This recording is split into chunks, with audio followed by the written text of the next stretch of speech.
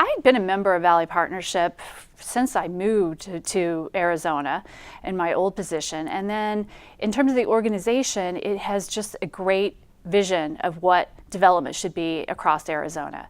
And so when I joined about 4 years ago, it was just time to take it to a different level. The organization was really going through a transition in terms of the industry was just starting to come back. The organization really needed to establish what it was for, what it wasn't for. We also had to distinguish ourselves amongst other similar organizations. So in terms of the greatest accomplishments, it was definitely making those distinctions, creating a strategic plan, and then ultimately, I'm really proud of where our board is and our sponsorships, because it's really the top level people in terms of the real estate development industry. The challenges have really been in terms of really learning the industry and then just focusing in on what we can do well. We had so many different voices because our membership's so varied. We cover master plan developers, commercial, industrial, and then just general infill. And really having them speak with one voice, that was ultimately our biggest challenge, and I feel we've achieved that. It's been a progress from my entire career. It's not honestly something I aspired to, but it's something that I felt natural in, if that makes any sense. It's just been learning from really great individuals. I've worked for a couple members of Congress, watching their different leadership styles, and then transitioning and practicing law. And then ultimately in my years with the Nature Conservancy and learning the different styles of leadership. And I had to find my own. And so moving into Valley Partnership and that style of leadership and working with a very large board and a very large diverse membership, and it's really just listening and learning and then just focusing on what's best for the organization. Finding your own style is the most important thing, and that just doesn't come automatically.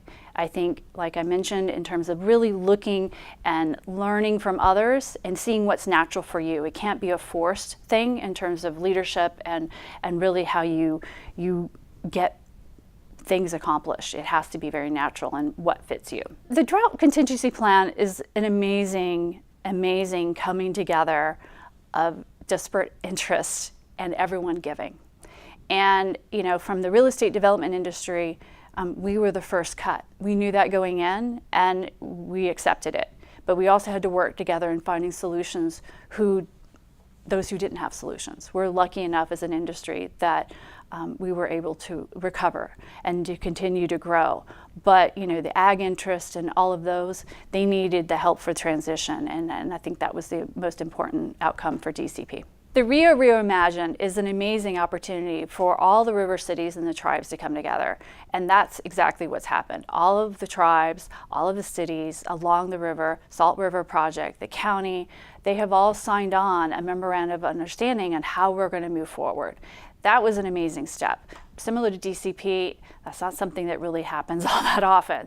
So that was the most important accomplishment. And I also think the partnership with the federal government, specifically the Corps of Engineers and the EPA, that's been an amazing opportunity for all those entities to work together. I think with the Rio Reimagined and the whole Rio Salado is really focusing on what's best for those individual communities.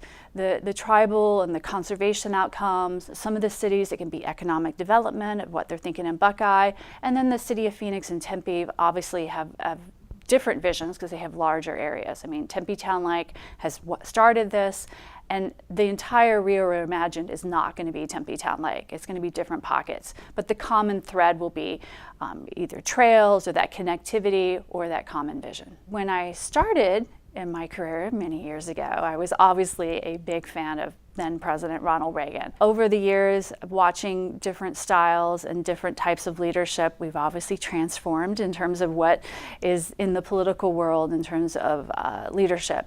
But I think in terms of local, and here we are in the city of Phoenix, I'm excited about Kate Gallego joining as the city of Phoenix mayor. She's very passionate about our city. I think she's going to do a great job, and I look forward to working with her.